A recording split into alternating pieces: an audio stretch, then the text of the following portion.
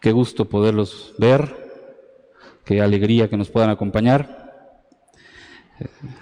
El deseo de nuestro corazón, como siempre lo digo, es que haya una palabra para edificar nuestras vidas, para mostrarnos la voluntad de Dios, para con nosotros. Qué gusto que nos haya podido acompañar, qué gusto que se esté esforzando para buscar la voluntad de Dios. Y bueno, pues continuando con nuestro ciclo de estudio del Evangelio de Juan, nos quedamos en el capítulo 1, versículo 14, nos compartió la semana pasada el hermano Alejandro. Ahí fue donde nos quedamos. Nosotros vamos a estudiar a partir del versículo 15 en adelante. Espero que me alcance el tiempo. Téngame paciencia, por favor. Venga con disposición en su corazón para lo que Dios tiene para nosotros. Le pido, por favor, me acompañe con una oración desde su lugar. Si usted gusta, puede inclinar su rostro, puede cerrar sus ojos, en señal de reverencia a nuestro buen Dios. Padre, en el nombre de nuestro Señor Jesús, te damos gracias porque nos permites asistir a este lugar, Señor. Te damos gracias, Padre, por también la transmisión que se da. Te pedimos, Señor, que tú convenzas los corazones, Señor, que tu Santo Espíritu esté obrando en nuestro corazón, en los corazones de los que estamos aquí presentes y en los que nos están viendo también, Señor. Que se cumpla tu voluntad en nuestra vida, Señor, y te rogamos que a través de tu palabra seamos edificados, seamos confrontados, Señor. Ayúdame, Señor, a hablar como conviene. Y también te pido, Señor, que abras nuestro entendimiento y nuestro corazón para recibir tus palabras. Te lo pedimos en el nombre de nuestro Señor Jesús. Amén. Y bueno, por favor, acompáñeme en el Evangelio de Juan, capítulo 1, versículo 14. Vamos a leer a partir de ahí para tener un recordatorio de lo que nuestro hermano Alejandro nos compartió.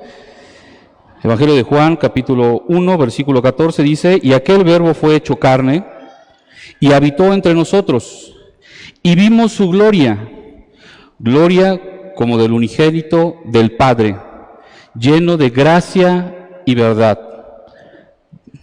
Versículo 15, Juan dio testimonio de él y clamó diciendo: Este es de quien yo decía, el que viene después de mí es antes de mí, porque era primero que yo, porque de su plenitud tomamos todos, y gracia sobre gracia. Pues la ley por medio de Moisés fue dada, pero la gracia y la verdad vinieron por medio de Jesucristo. A Dios nadie le vio jamás.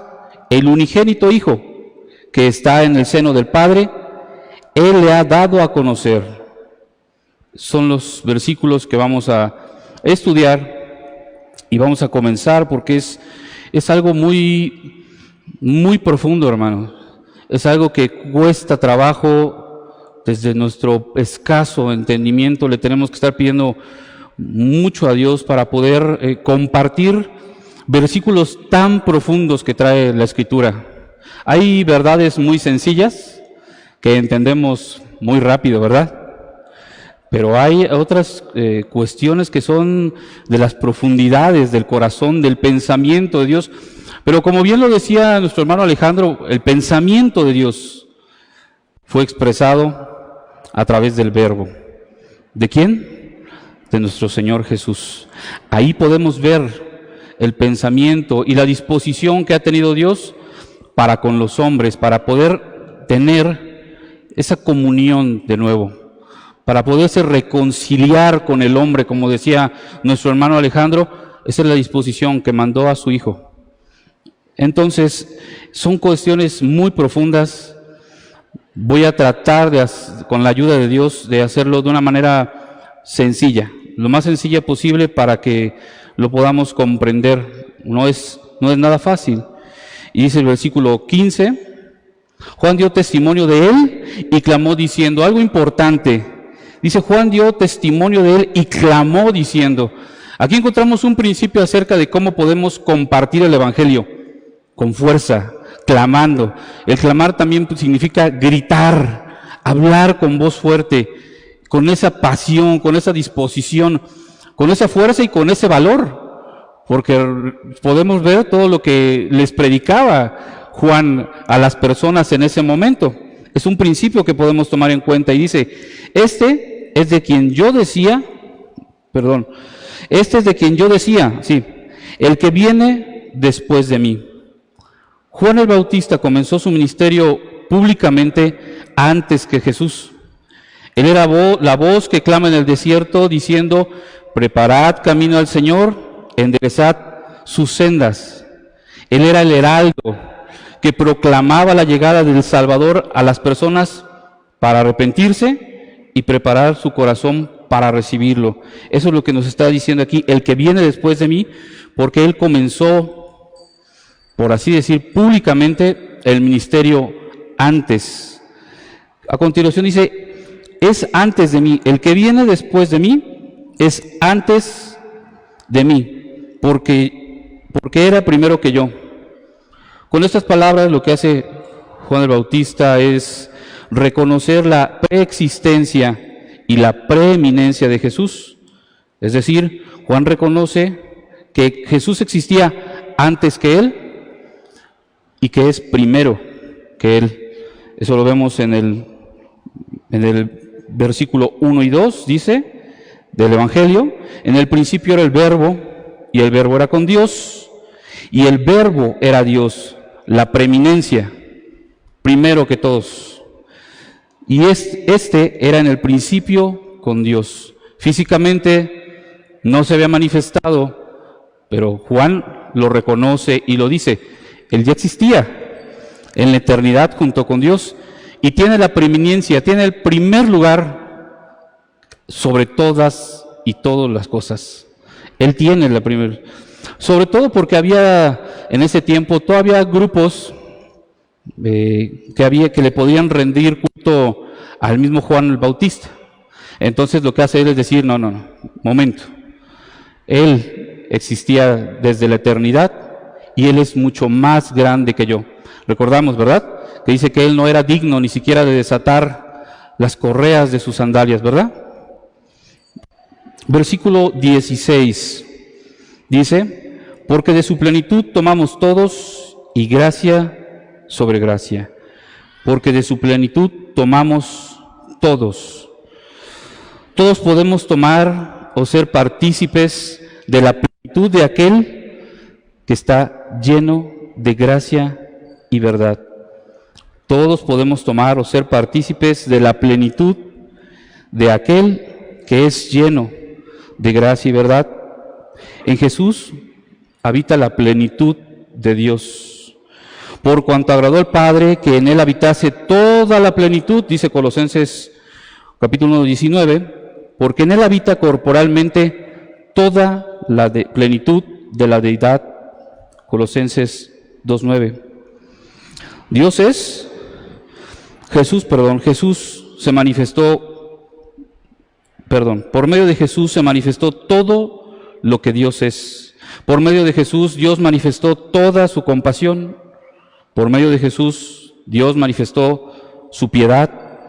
Por medio de Jesús Él manifestó toda su misericordia. Por medio de Jesús manifestó todo su amor. Y por medio de Jesús manifestó toda su justicia. Dice el versículo, porque de su plenitud tomamos todos y gracia sobre gracia. Todos podemos tomar de la plenitud de la gracia.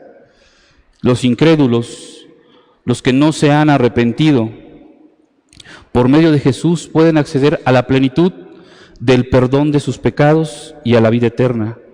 Él lo hizo todo pleno, sin dejar lugar a duda. Él dio toda su vida, todas sus fuerzas, su sangre en la cruz. Ese fue el sacrificio pleno y completo, y por el cual las personas que no se han arrepentido de sus maldades pueden tener acceso a esa plenitud, pueden tener acceso a esa vida eterna.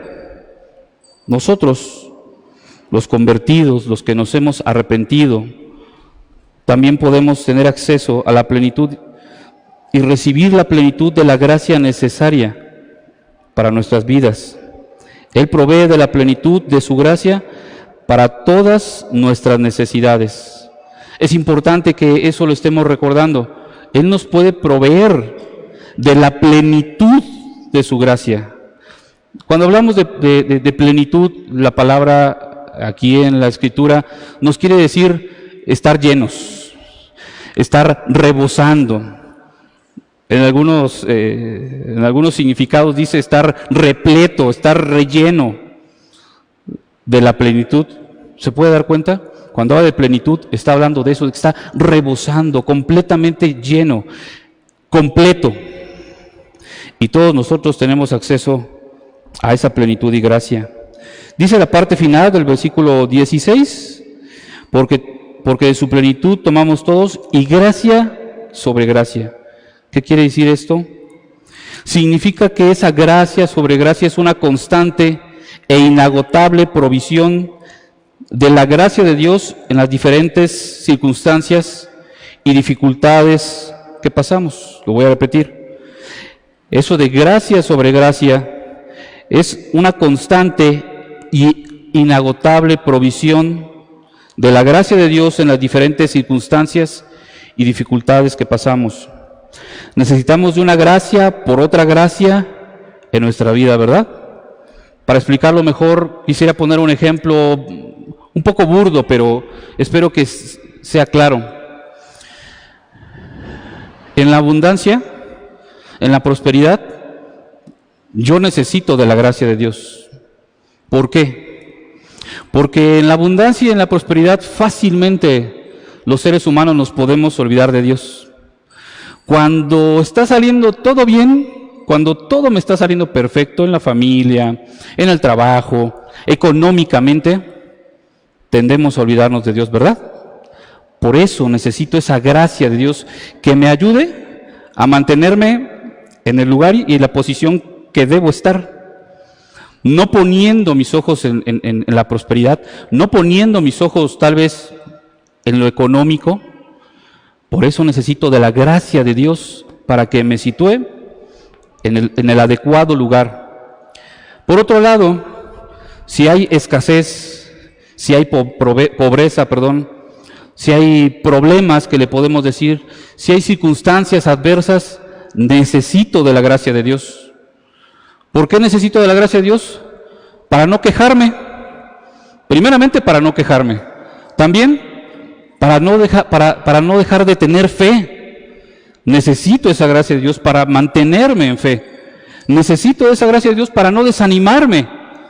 Porque muchas veces esas circunstancias adversas nos hacen desanimar. Ya no voy a ir a la iglesia, no tiene sentido, no tiene caso, el Señor no me escucha. Necesito de la gracia de Dios para no olvidarme que Él es Dios, que Él es bueno, que Él me sostiene, que Él me va a sacar adelante. ¿Se dan cuenta cómo necesitamos una gracia por otra gracia? En distintas circunstancias necesitamos de una gracia por otra gracia. Una gracia para la prosperidad y otra gracia para la pobreza o la austeridad. ¿Me explico? Espero que con ese ejemplo haya quedado claro. Y así es en todas las circunstancias que tenemos. En algunas decisiones, ¿no ha pasado que no hemos tomado en cuenta a Dios y nos equivocamos? Y vienen malas repercusiones a nuestra vida y a nuestros familiares, a nuestra familia. Necesito de la gracia de Dios para que me guíe a tomar buenas decisiones. Y también necesito otro tipo de gracia también, por así decir, otro tipo de gracia en mi trabajo, para poder dar un buen testimonio a los incrédulos de que Jesús es mi Rey y mi Señor. ¿Se da cuenta? ¿Cómo necesitamos de una gracia por otra gracia, por otra gracia? Dice la Escritura, porque de su plenitud tomamos todos y gracia sobre gracia. Esa es una gracia constante y abundante que tenemos a nuestra disposición, hermanos, a nuestra disposición.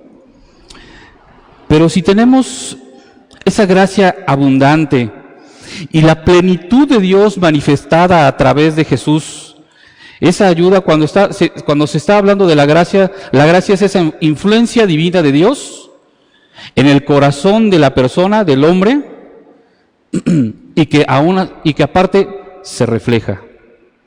Es la influencia de Dios en el corazón del hombre y que se refleja esa gracia. Es esa ayuda que necesitamos de parte de Dios. Y si tenemos ese acceso, y Dios dice que aquí está su Hijo, y está dispuesto, con esa plenitud, con esa llenura que podemos tener de su gracia en abundancia e inagotable en todas las circunstancias de nuestra vida, cabría muy bien hacernos una pregunta, y deberíamos hacérnosla. Si tenemos a nuestro alcance la plenitud de la gracia de Dios por medio de nuestro Señor Jesús, ¿por qué estamos estancados? ¿Por qué seguimos estancados? ¿Por qué no has podido arrepentirte genuinamente? Si está el acceso a esa plenitud, ¿por qué no has podido arrepentirte? ¿Por qué no has podido dejar ese pecado? ¿Por qué no has crecido en el conocimiento de Dios? Y crecer en el conocimiento de Dios no me refiero al conocimiento teórico, porque se puede tener el conocimiento de Dios a través de su palabra y sea simplemente que lo tengas en tu mente pero no esté en tu corazón. Me refiero al conocimiento de Dios, a la persona de Dios, a la persona de Jesús. Así como conoces a tu padre, a tu madre, así como conoces a tu esposo, a tu esposa, a tus hijos, me refiero a ese conocimiento y esa conexión. ¿Por qué no hemos crecido en el conocimiento de la persona de Jesús? ¿Por qué no lo conocemos realmente? ¿Por qué no has podido consagrar tu vida a Dios? ¿Por qué no has podido consagrar tu vida a Dios? ¿Por qué no puedo madurar como cristiano? ¿Por qué no has madurado? ¿Por qué no has crecido como cristiano? ¿Por qué no puedo con esta situación? Hay situaciones que nos agobian, que no podemos, ¿por qué no podemos? ¿Por qué no puedo crecer? ¿Por qué no puedo madurar? ¿Por qué no me puedo arrepentir? ¿Por qué vengo cada 8 días y estoy aquí sentado y escucho la palabra y no puedo? ¿Por qué, hermano, no podemos crecer, madurar en el Evangelio del Señor? La respuesta es muy sencilla. La respuesta es muy sencilla y no hay mucho que buscar. Es muy sencilla. La respuesta es porque no quieres. Así es. La respuesta es porque no quieres. Porque no quieres dejar ese pecado en el cual te deleitas. Porque amas más a ese pecado que a Dios. Porque no quieres tomar la cruz, como dice la Escritura. Y tal vez tú lo sabes. Y tú tal vez tengas el conocimiento de la Biblia y has leído la Escritura, pero no lo quieres dejar. No quieres humillarte ante ese Dios todopoderoso. Simplemente no quieres.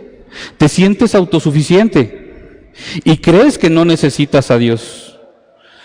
Tu deseo es de ir continuo al mal y eso que te agrada tanto te va a llevar a la muerte.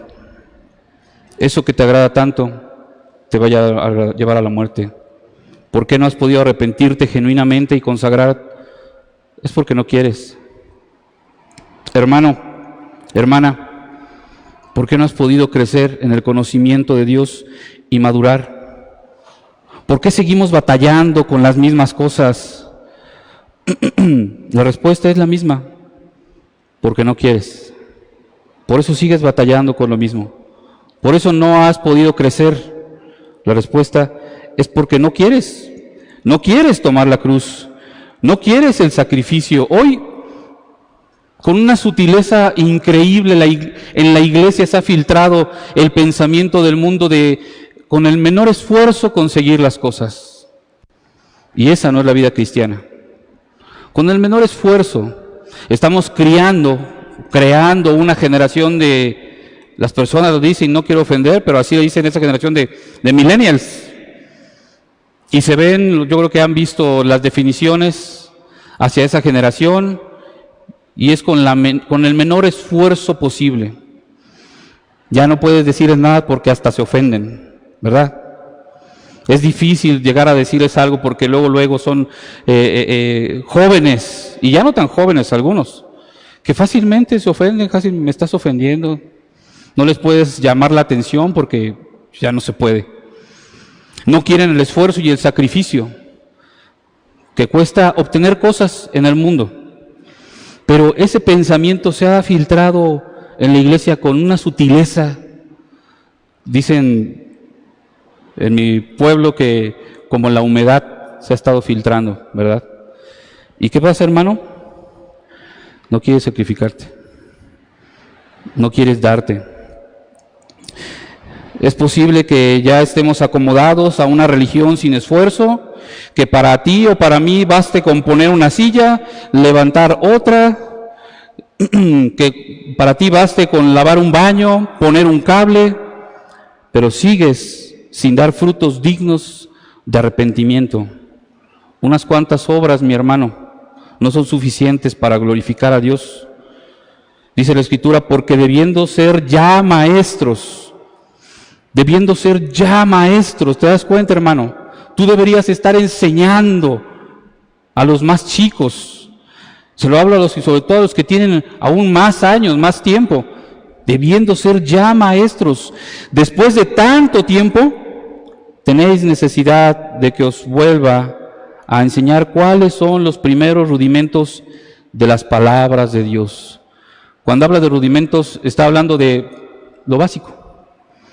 Hermano, estamos en lo básico.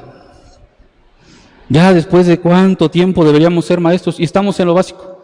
Haz de cuenta que estuviéramos en kinder o primaria, cuando debiéramos ya estar enseñando, cuando deberíamos haber ya madurado, hermano. ¿Qué pasa con nosotros? ¿Qué es lo que pasa?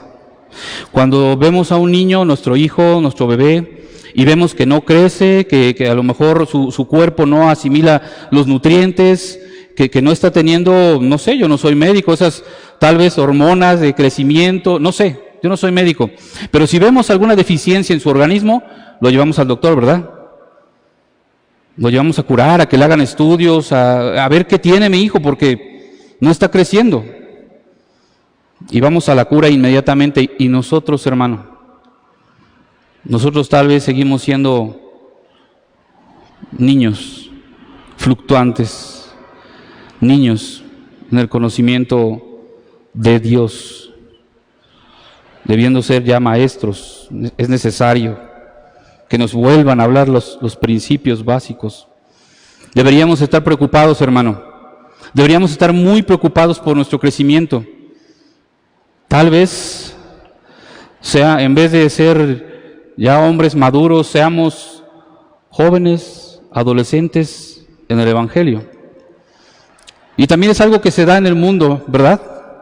Hoy en día vemos a adolescentes de 40 años, he escuchado esta frase que se me quedó muy grabada. Vemos cómo a los jovencitos no los quieren enseñar y a madurar, a crecer, a ser hombres, ¿verdad?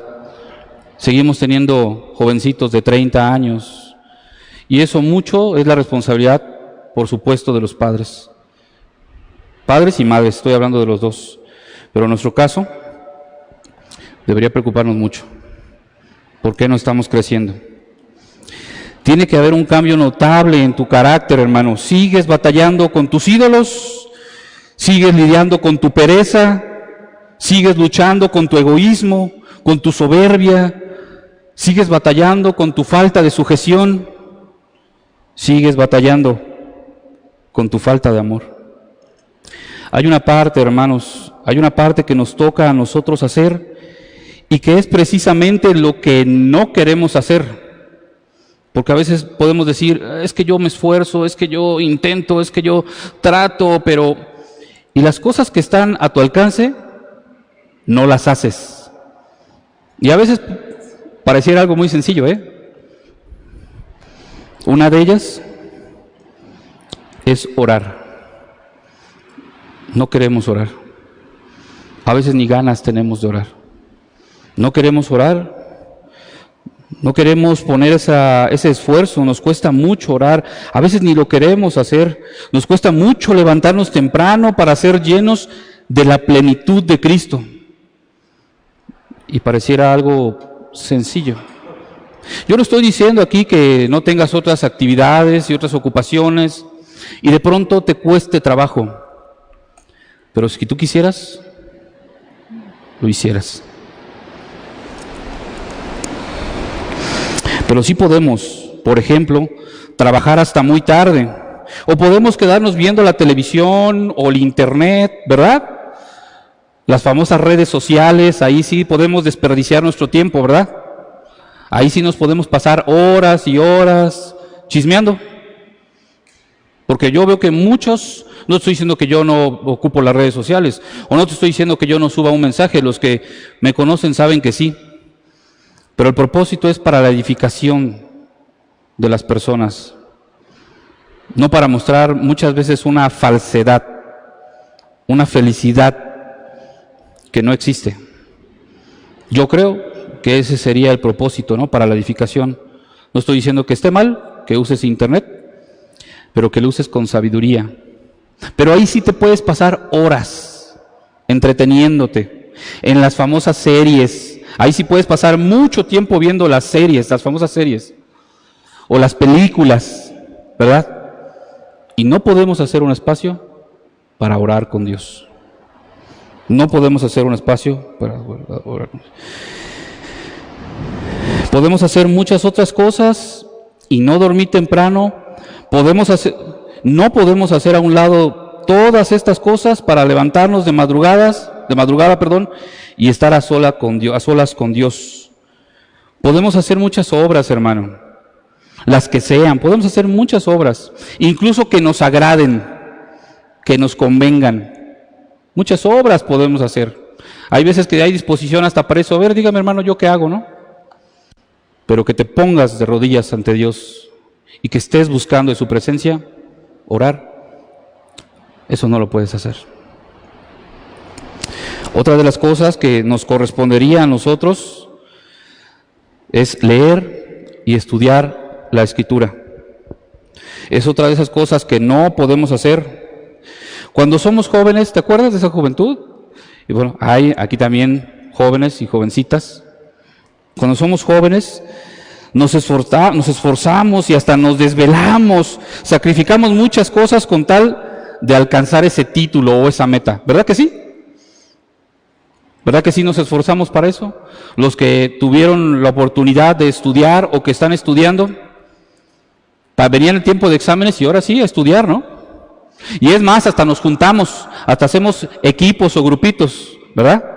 Que bueno, si estás en la universidad tal vez estudien, pero a veces esos grupitos ya sabes para qué lo que son, ¿no?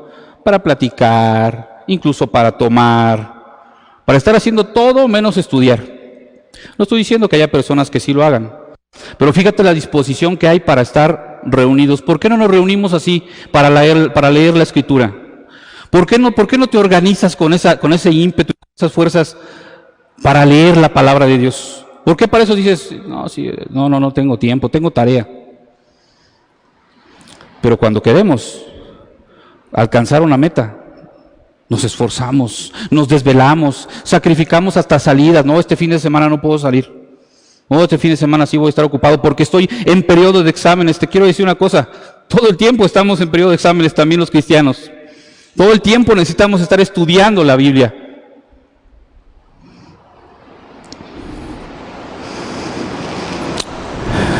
Para eso sí tenemos tiempo y disposición. Pero para estudiar la Biblia no queremos cuando de eso depende nuestra vida y la vida de nuestros hijos. Por poner un ejemplo, de eso depende nuestra vida y la vida de nuestros hijos, varón. Es tu obligación ponerte a estudiar con tus hijos y tus hijas. Sobre ti, varón, está la responsabilidad de las almas de tu esposa y tu hija. ¿Cansado? Todos estamos cansados. ¿Agobiado por el trabajo? Seguramente si no está Cristo en tu corazón, seguramente estás muy agobiado. Pero es nuestra responsabilidad tomar la Escritura, sentarte en la mesa y decir, vamos a escuchar la palabra de Dios. Yo te quiero decir y te quiero poner un reto. ¿Qué te parece si hacemos una dinámica? ¿Qué te parece que hoy comas todo lo que puedas? Hoy come todo lo que quieras, ahí también, todo lo que tú quieras. Y no vuelvas a comer hasta dentro de 8 días, por favor. Es más, no les des de comer a tus hijos durante 8 días, hasta el siguiente fin de semana. ¿Te parece bien? ¿Te parece correcto? ¿Verdad que no? El alimento del alma de tus hijos, de tus hijas, es diario. Diario tienes que agarrar la Escritura. Diario tienes que alimentar su alma. Es lo que necesita de tus hijos y de tu esposa. Tú eres su pastor. Nos agradan mucho esos versículos cuando oímos que el varón es la cabeza. Y cuando oímos esos versículos que las mujeres estén sujetas a sus maridos en todo. No, sí, tiene que estar sujeta. Nos encantan, ¿verdad? Esos textos. Y a veces hasta surgen de, ¿ves? ¿Ves? ¿Ya que sí? ¿Ves? Tienes que estar sujeta a mí. ¿De acuerdo? Pero ese texto de que estén sujetas no te lo está diciendo a ti. Se lo está diciendo a ellas. No es para que tú se los estés recordando. El que dice para ti es que ames a tu esposa como Cristo amó a la iglesia. Ese es tu mandamiento, varón. Esa es tu responsabilidad. Entonces, ¿qué te parece si dejas sin alimento a tu familia? ¿Verdad que no? Diario necesitamos, nosotros mismos, diario necesitamos de ese alimento. Nuestra alma necesita ese alimento. Y hermana, tú también puedes ayudar y motivar a tu esposo. Tú también, si de pronto tu esposo como que no quiere, pues amor, creo que ya es hora, ¿no?, de leer la Escritura. También es una responsabilidad tuya. También son tus hijos, también son tus hijas. No estés esperando nada más a que, pues es que es la responsabilidad de él. No, tú también tienes una responsabilidad ante Dios. Hermano, pero lo que tú me acabas de decir también es, pues cuando éramos jóvenes, cuando podíamos estudiar, cuando teníamos más fuerza, cuando hace años que yo pasé por la preparatoria, por la universidad, eso es lo que tú me podrías decir. Pero lo mismo pasa ahora de adultos, lo mismo nos ocurre a nosotros. Si queremos algo, vemos cómo, pero a como dé lugar lo conseguimos, ¿o no? No importando las circunstancias, no importa nada, nos esforzamos y lo conseguimos, ¿o no? ¿O no te esfuerzas realmente cuando quieres algo? Claro que sí. Nada más tiene que ser algo que realmente te agrade, para que te esfuerces, como conseguir un trabajo, como conseguir el aumento, como no perder tu bono de puntualidad, ¿verdad? Al trabajo sí llegamos tempranito y a la hora, porque si es que si llego tarde me descuentan, ¿verdad? Ahí sí te esfuerzas y ahí sí te levantas temprano. Perdón. Pero para Dios, pero para con Dios. Pero esforzarnos a estudiar la Biblia no podemos, no queremos. Tú podrás decir, yo me sé la Biblia, de pasta a pasta, yo conozco la Biblia, yo conozco la Escritura, pero no es lo mismo conocer, leer, aprendértela, conocer un texto, que realmente saber su significado. No es lo mismo. Y si tú te la sabes, y si tú ya sabes estas verdades, y si tú conoces incluso mucho más que yo, porque es muy probable, te quiero hacer una pregunta, ¿por qué sigues igual? ¿Por qué estás igual? Si conoces la Biblia. ¿Por qué no has crecido? ¿Por qué no has madurado? Hay muchos cristianos que se saben la Biblia, pero no la ponen por obra. ¿Qué es lo que nos hace falta, amado? ¿Qué es lo que nos hace falta, hermano? Nos hace falta firmeza y diligencia. En la semana estuve leyendo un libro que habla acerca del carácter y me llamaron mucho la atención, más bien una porción,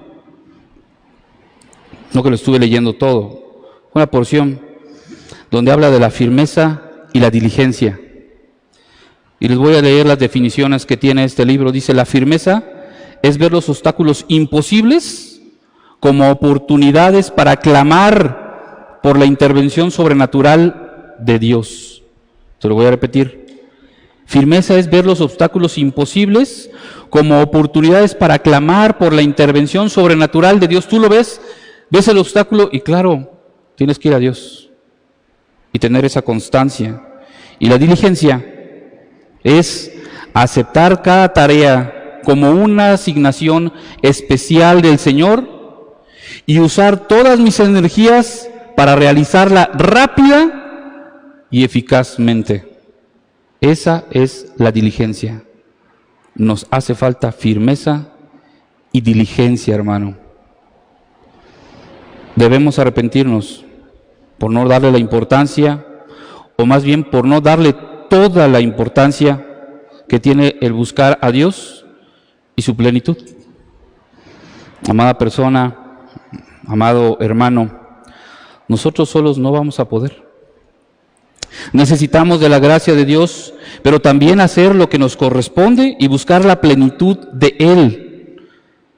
Necesitamos de Él, necesitamos de Jesús, necesitamos de Él para amar. Tú sin Cristo no sabes amar. Sin Cristo no vas a saber amar a tu esposa. Sin Cristo no vas a saber amar a tu esposo. Sin Cristo no vas a saber amar a tus hijos. Sin Cristo no vamos a poder amar a nuestros hermanos, a nuestro prójimo. Necesitamos de la ayuda de Él. Sin Cristo y su plenitud y su gracia no vamos a tener gozo, no vamos a tener paz. Necesitamos de Él para tener paciencia. ¿A alguien le falla la paciencia aquí? Yo soy uno de esos. Necesito la gracia de Dios. Pero necesitas reconocer tu necesidad también. Necesitamos de la ayuda de Dios para tener paciencia, benignidad, bondad. Necesitamos de la ayuda de Dios para tener fe, porque fácilmente la perdemos. ¿Me acompaña, por favor, adelante ahí en el Evangelio de Juan, capítulo 15? Que en algún momento lo vamos a estudiar, pero creo que va de la mano de lo que estamos hablando. Evangelio de Juan, capítulo 15, versículo 3.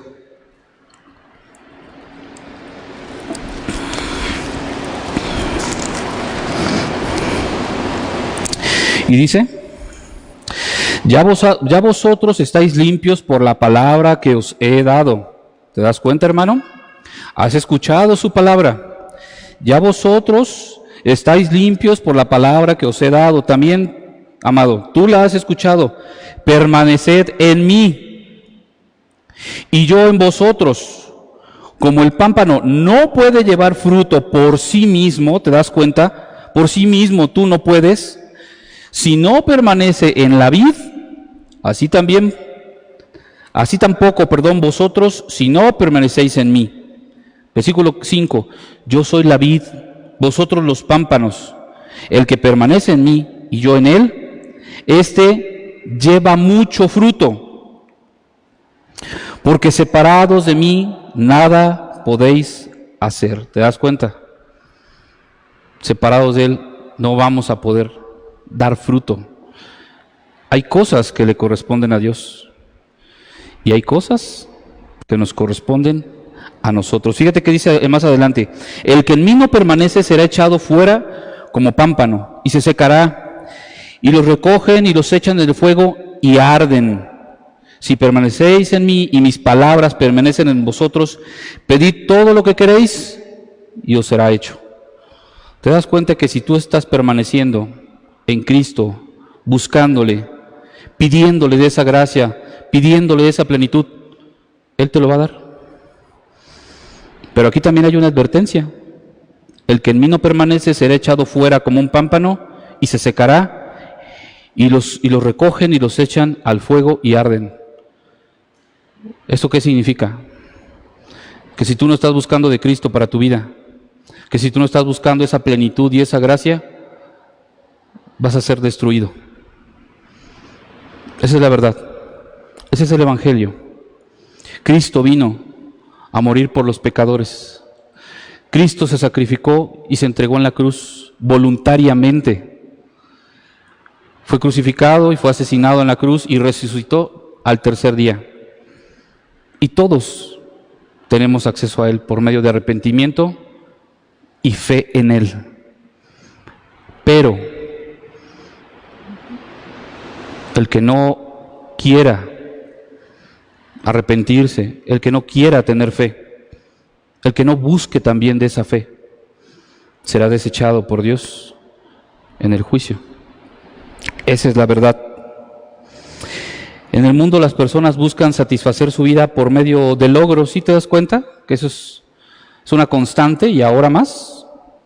En la vida buscan las personas satisfacerse por medio de logros, de metas, por medio de obtener un título, por medio de obtener dinero, de tener un mejor trabajo, ¿verdad? Creen que el dinero les va a dar la satisfacción.